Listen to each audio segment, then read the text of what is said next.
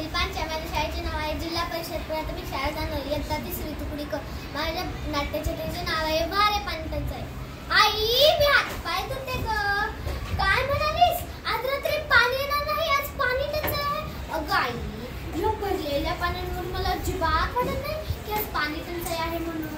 अगं आई, आपण घरात तीनच, तू, मी आणि बाबा, आणि केवढं हे पाणी भरलेस. काय म्हणालीस? गप्प बस. बरं बाई, मी बसते गप्प. आता तरी हातपाय धुवू का मी?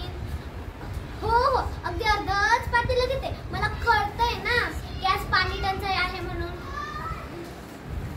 आज पाणी टंचाई आहे म्हणून शाळेत बाई सांगतात पाण्याचा वापर कमी करावा. बाईंनी सांगितलं हवा तेवढा पाऊस पडत नाही. धरणाच्या पाण्याचा साठा हळूहळू कमी होत चालला आहे. म्हणून आपण म्हणून आपण आवश्यक तेवढेच पाणी घ्यावे.